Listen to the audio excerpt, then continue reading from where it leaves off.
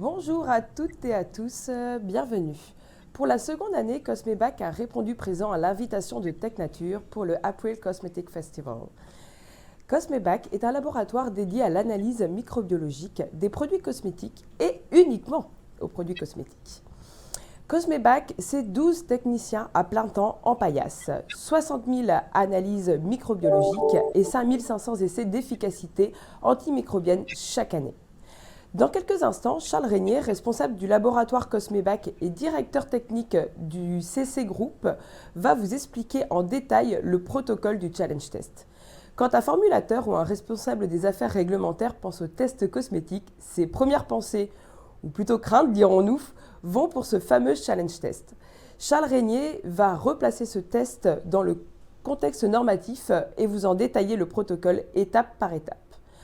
Durant la vidéo qui vous sera diffusée à l'instant, un chat est à votre disposition pour poser toutes vos questions. Un temps de réponse est prévu en fin de conférence pour y répondre. Je laisse maintenant la parole à Charles Régnier.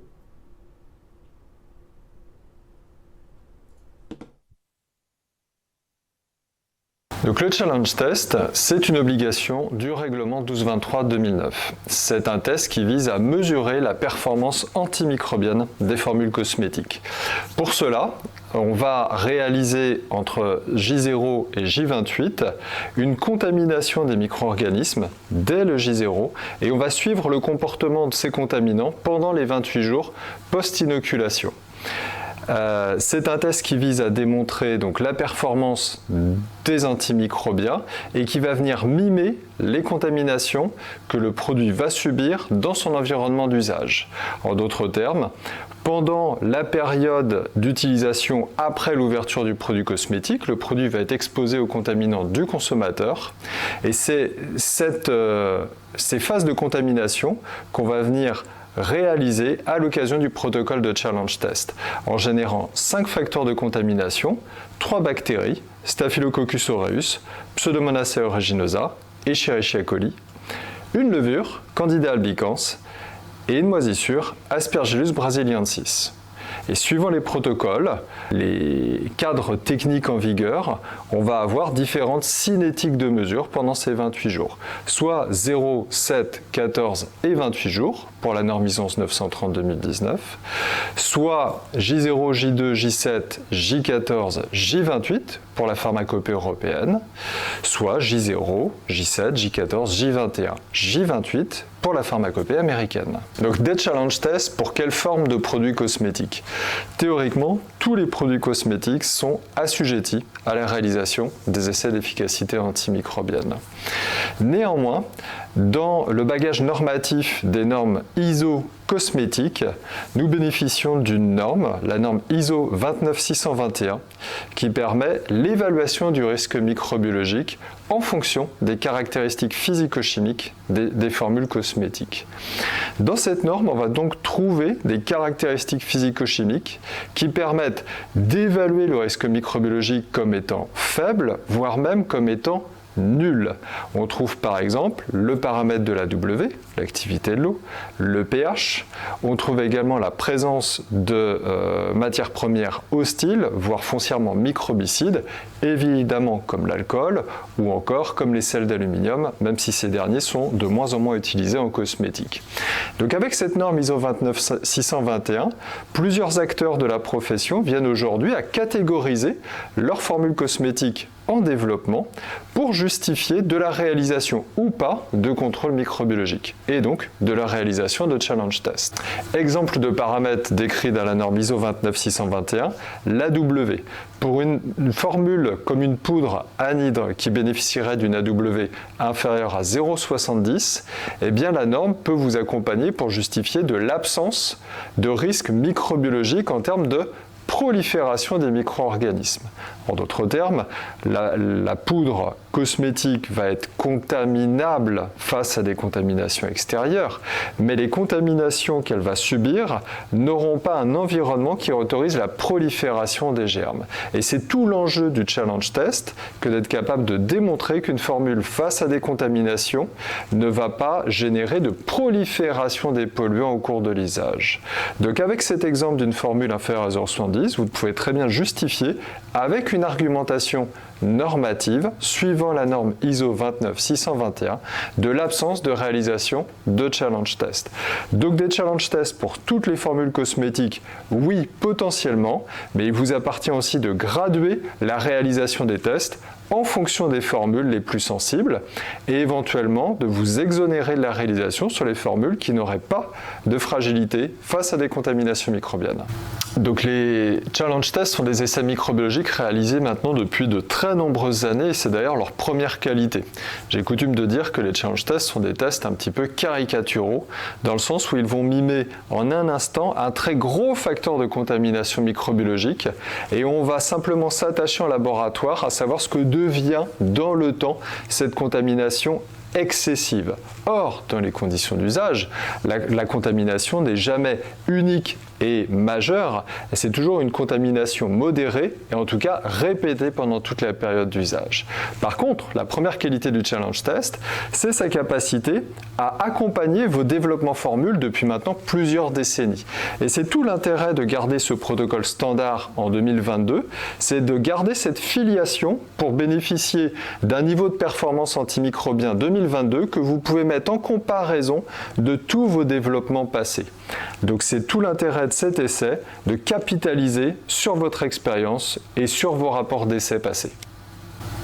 Donc les challenge tests sont décrits dans plusieurs textes de référence. Le texte le plus répandu aujourd'hui dans son application, c'est une norme ISO, donc une norme internationale cosmétique, qui est la norme ISO 11930-2019. Cette norme vient à décrire précisément les modalités de contamination sur la réalisation de la formule, ainsi que les échéances de dénombrement à 7, 14 et 28 jours. Et vous bénéficiez aussi dans cette norme des conclusions de conformité qui permettent de hiérarchiser la formule comme étant conforme critère A, le meilleur critère, critère B, acceptable avec une évaluation du risque microbiologique et critère ni A ni B, vous êtes en écart, vous êtes non conforme en protection antimicrobienne. Cette norme ISO 11930 qui est aujourd'hui devenue très majoritaire dans son application se voit complétée de la pharmacopée européenne, de la pharmacopée US, d'autres pharmacopées le cas échéant mais qui sont aujourd'hui beaucoup moins répandues sur le marché des tests cosmétiques. Et ces textes de référence se voient également accompagnés de protocoles alternatifs, notamment les essais réalisés chez Cosmebac avec la technologie Biolumix, qui accompagnent sous la forme d'un protocole adapté et simplifié la mesure du pouvoir antimicrobien de vos formules.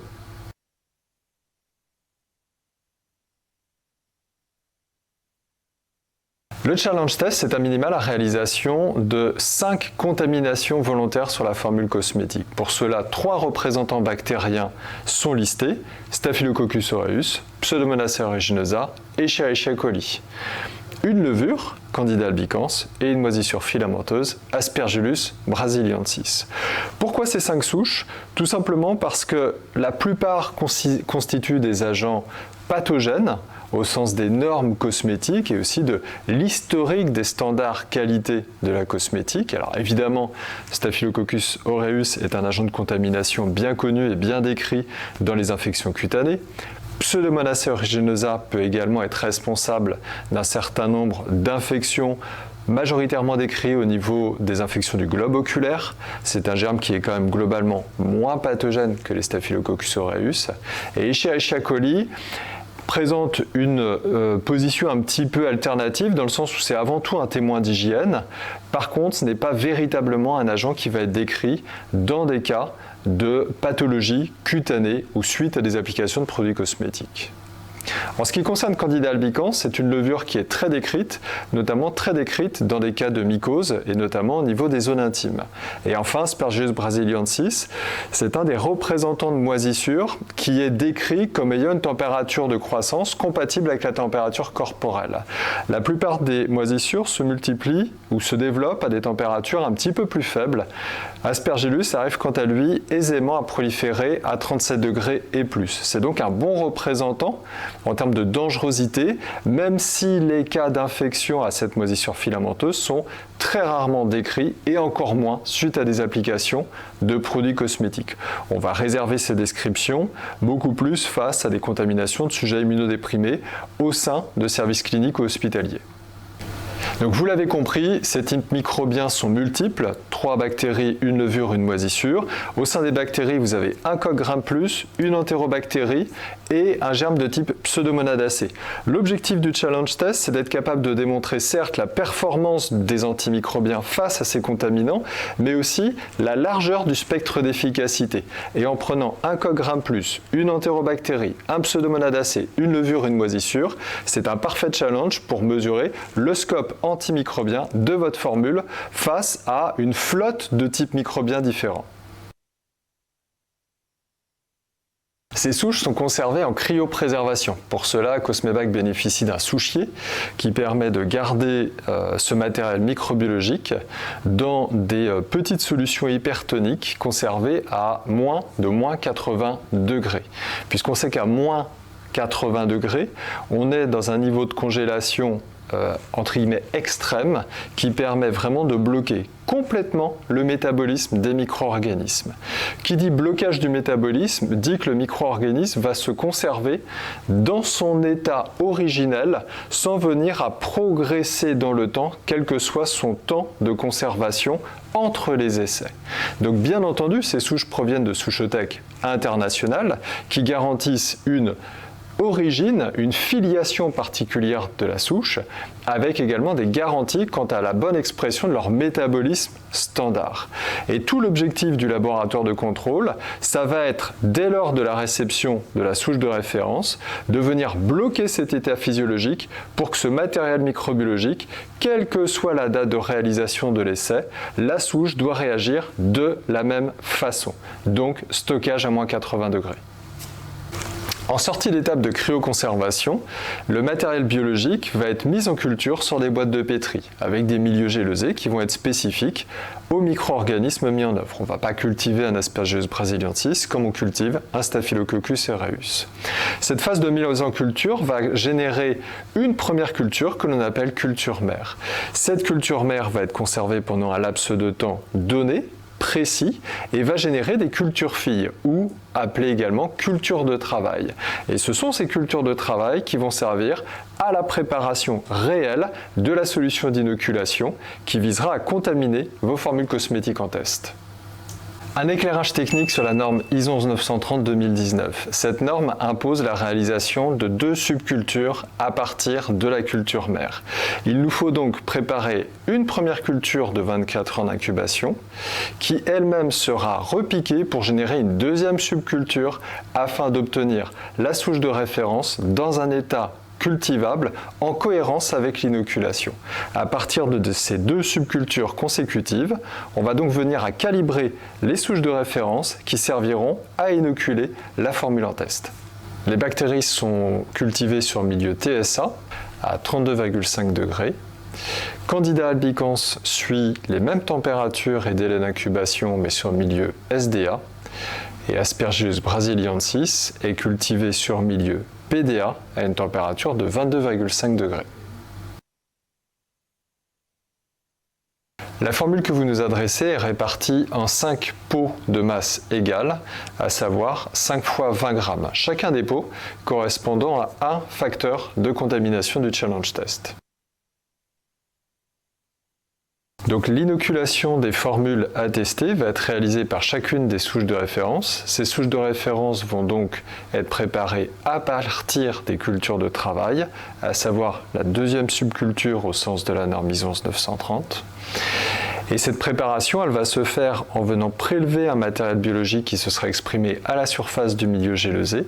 Ce matériel biologique, microbiologique, va être mis en suspension dans une solution aqueuse du Tripton Cell. Et après agitation et homogénéisation de la charge microbienne intégrée, on va donc mesurer la densité optique obtenue pour chacune des fleurs de référence. Le laboratoire Cosmebac bénéficie d'une DO calibrée pour chacune des souches de référence afin de respecter le taux d'inoculation défini dans la norme. Pour la souche Aspergillus brasiliensis, les choses sont un petit peu différentes. La taille et la masse des spores qui constituent la forme qui va générer la contamination de la moisissure dans la formule, empêche la calibration de la souche par une densité optique. En effet, la taille est tellement importante qu'on va avoir un phénomène de sédimentation des particules en suspension, les spores, qui va venir fausser la densité optique. Pour pallier à cela, les laboratoires utilisent une cellule de Malassez ou hématimètre ou autre système analogue. On va donc utiliser via une observation microscopique, une lame qui bénéficie d'un réservoir de volume connu, et ce réservoir est quadrillé pour accompagner la lecture et le comptage des spores par le technicien. Cette étape a deux vertus. Le premier, compter le nombre de spores qui va coïncider avec le bon taux d'inoculation attendu et défini dans la norme. Le deuxième élément est également de justifier la qualité de la suspension de contamination. En effet, la norme insiste, à juste titre, sur le fait que la contamination doit être réalisée exclusivement avec des spores et pas du mycélium. Pour rappel, les moisissures, ce sont des micro-organismes fongiques complexes en organisation multicellulaire qui viennent aménager des cellules mycéliennes et des spores. Les cellules mycéliennes sont des formes de prolifération sous forme filamenteuse. Les spores constituent les organes les plus résistants et de dissémination. Afin de challenger votre formule, la norme vient à préciser sans ambiguïté que la contamination doit être réalisée avec une charge de spores de concentration connue et aucunement les cellules mycéliennes qui sont beaucoup plus faciles d'accès en termes d'action et d'expression du pouvoir antimicrobien. Une fois chacune de ces préparations de souches calibrées, le laboratoire a 2 heures pour les mettre en œuvre, c'est-à-dire 2 heures après la fin de préparation de la souche pour venir contaminer la formule et générer son homogénéisation. Si les 2 heures sont dépassées, la norme va estimer que la souche va venir à évoluer métaboliquement, ou plutôt la charge microbienne risque d'évoluer. En effet, le diluant utilisé est du Tripton-Cell et ce diluant va donc autoriser une prolifération de certaines souches qui pourraient avoir des métabolismes de prolifération rapide, notamment comme les entérobactéries, à savoir Escherichia coli. L'inoculation va se faire directement dans chacun des pots de la formule par une seule souche de référence, évidemment jamais en mélange, et l'inoculation ne doit pas dépasser 1% en masse de la formule à tester. En d'autres termes, la formule ayant été répartie préalablement en 5 pots de 20 grammes, chacun des facteurs d'inoculation va représenter 0,2 ml ou 200 microlitres de solution de contamination Tripton-Cell. Les formules ont été contaminées à hauteur de 1% de leur masse totale. Il faut maintenant répartir l'inoculum sur la totalité de la formule à tester. Cette phase est extrêmement importante parce qu'elle vise à faire se rencontrer la totalité du facteur de pollution avec la totalité de la formule à tester. Il faut donc ménager une agitation qui va couvrir une mise en contact la plus complète possible. J'attire votre attention sur un facteur d'expérience qu'a mis en œuvre Cosmebac. Fort d'un volume d'activité assez important et de partenariat et de partage d'expérience et de technologie avec ses clients, Cosmebac est venu à tester puis à qualifier une technologie qui permet d'améliorer ce processus d'homogénéisation. Dorénavant, toutes les formules cosmétiques, quel que soit leur galénique, vont passer par le biais d'un mélangeur qu'on appelle mélangeur planétaire. Cet appareil génère un mouvement relativement complexe qui va se faire rencontrer assez efficacement le facteur de contamination et la formule. Ces éléments ont plusieurs vertus.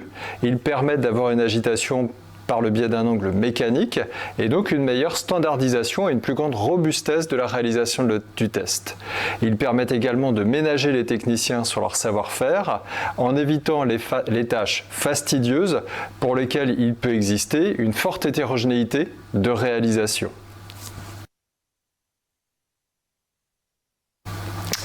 Le laboratoire Cosmebac utilise des pots en verre dans lesquels sont déconditionnées les formules. L'intérêt du pot en verre, c'est de minimiser les phénomènes d'adsorption ou de migration d'une part des micro-organismes inoculés et d'autre part des molécules antimicrobiennes. On sait aujourd'hui d'expérience que certains antimicrobiens sont captés et l'essai durant 28 jours, il y a des vrais phénomènes de migration ou de transfert des antimicrobiens qui peuvent du coup être moins homogènes dans leur répartition de la formule. Le deuxième élément concerne les micro-organismes qui eux également peuvent avoir des affinités avec le PET et ainsi limiter la répartition optimale que nous aurons opérée avec le mélangeur planétaire. Après l'inoculation, les produits sont stockés dans un meuble fermé qui permet un stockage à l'abri de la lumière et à une température maîtrisée de 22,5 degrés ou plutôt, tel que décrit dans la norme, entre 20 et 25 degrés. Nous venons de voir ensemble la partie la plus technique et la plus complexe du challenge test, c'est-à-dire la préparation des souches de référence, les phases d'inoculation, le mélange et l'homogénéisation des facteurs d'inoculation. La complexité du test s'arrête là puisque dorénavant, nous allons laisser courir le temps pour que jusqu'à l'échéance J7, jusqu'à l'échéance J14, jusqu'à l'échéance J28, on oublie le couple formule micro-organisme et à chacune de ces échéances, on va venir ressortir le produit des conditions de stockage pour mener tout simplement des dénombrements des fleurs de référence. Pour cela, on sort les formules de leur zone d'isolement à température maîtrisée à l'abri de la lumière et on va opérer des dénombrements avec une gamme de dilution sérielle qui va nous permettre de dénombrer d'une amplitude des 10 unités formant colonie par gramme jusqu'à 10 puissance 5 ou 10 puissance 6 unités formant colonie par gramme. Les résultats de ces dénombrements nous permettront ensuite de venir mesurer la charge microbienne tout au long des 28 jours pour voir si s'opèrent des phénomènes de prolifération des flores, de stagnation des flores ou une disparition des flores sur la cinétique de temps mesurée.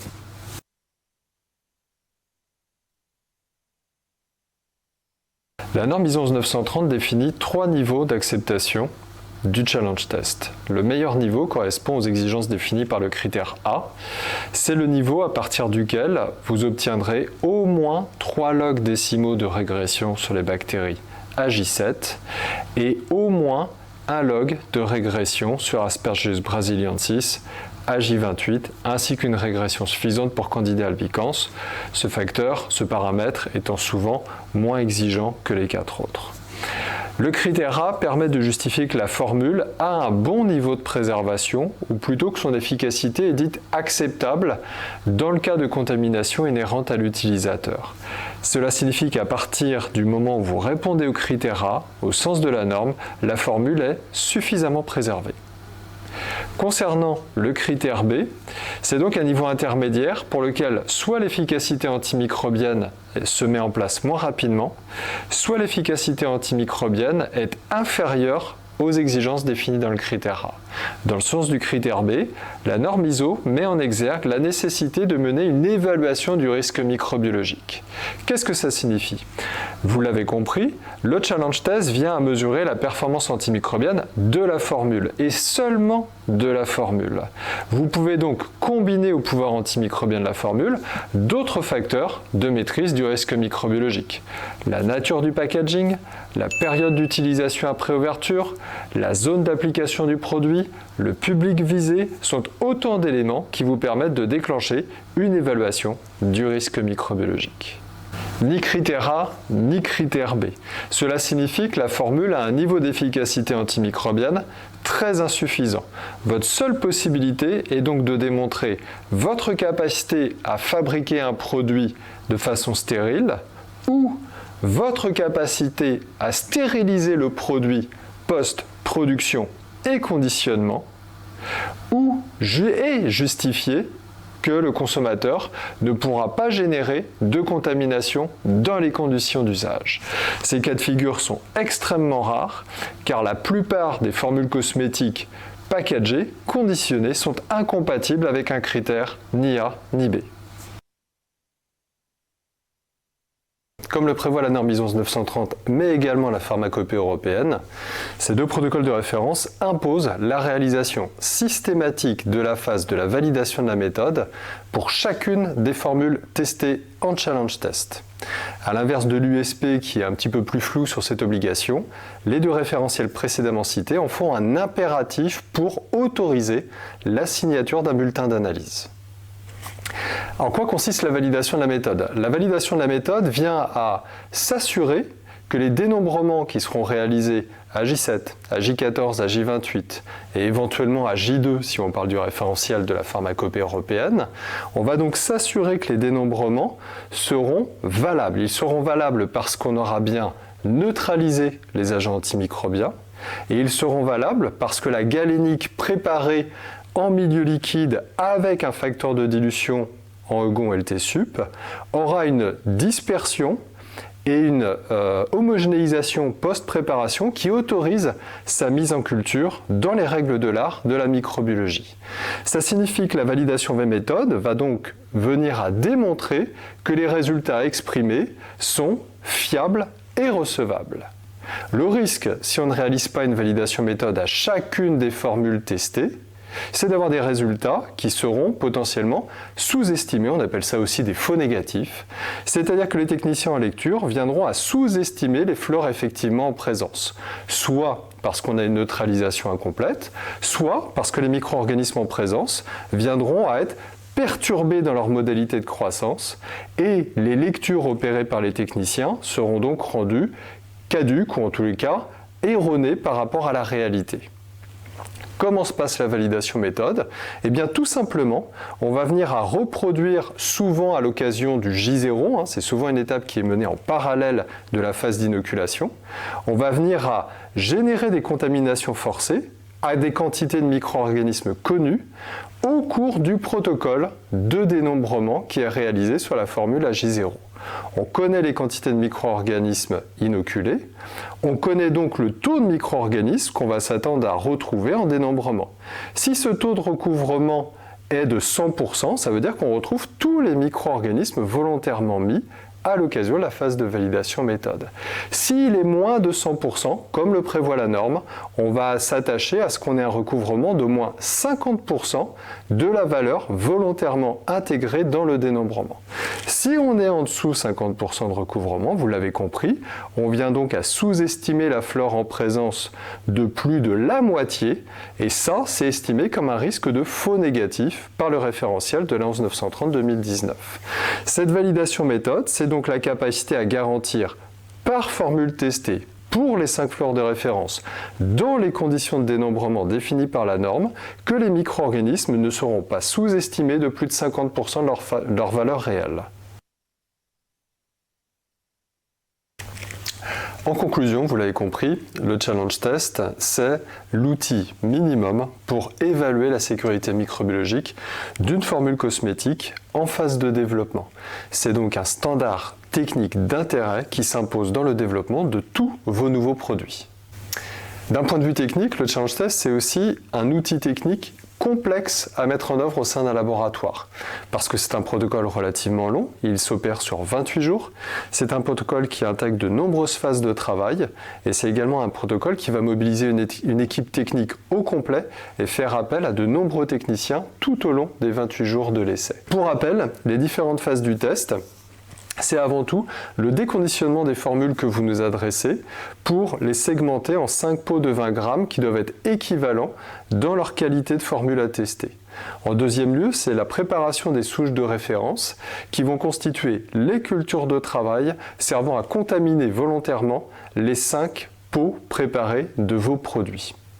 Après cette préparation des souches, c'est la phase de contamination des formules. La contamination s'opérant avec maximum 1% de la formule à tester.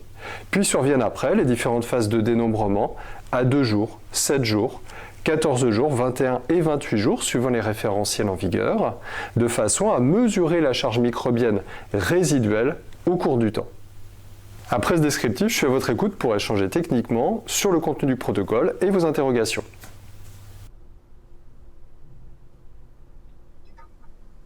Super intéressant. Merci Charles pour cette intervention, cette vidéo riche en informations et en découvertes. Nous allons maintenant répondre à certaines de vos questions. Donc commençons avec la première, qui n'est pas des moindres. Donc avec la diminution des possibilités En termes de systèmes conservateurs disponibles ou interdits par des cahiers des charges ou des blacklists de plus en plus longues, les critères B sont de plus en plus fréquents, notamment par le paramètre Aspergillus. Est-ce que ce type de critère B est accepté par les évaluateurs de la sécurité? Oui, dans certains cas. Un critère B, comme on l'a vu dans la vidéo, ça signifie que la formule a une efficacité antimicrobienne, mais cette dernière est trop faible pour pouvoir à elle seule justifier du maintien de la sécurité microbiologique du produit le temps de l'usage.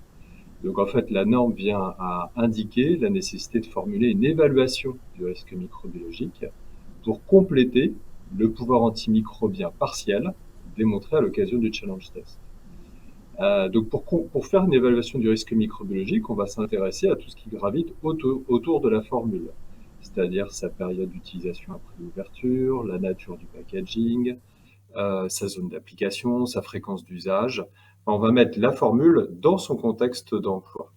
Et dans ce cas, en apportant d'autres éléments de preuve qui viendraient à justifier d'une efficacité antimicrobienne complémentaire au challenge test, on peut avoir une évaluation du risque microbiologique conforme et un évaluateur de la sécurité qui adhérera à ces dispositions complémentaires.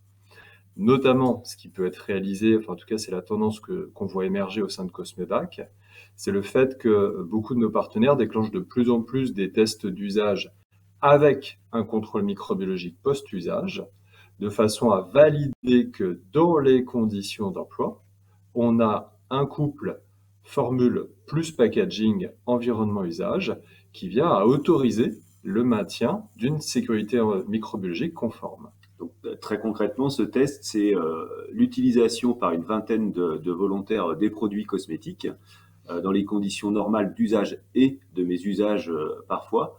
Et à l'issue de cet usage de 21 ou 28 jours, les produits cosmétiques reviennent au laboratoire de microbiologie et on va contrôler par dénombrement le nombre de flores en présence à J3 post-usage et à J6 pour mesurer une éventuelle régression de ces micro-organismes post-usage et ainsi compléter le critère B du challenge test ISO 930 classique.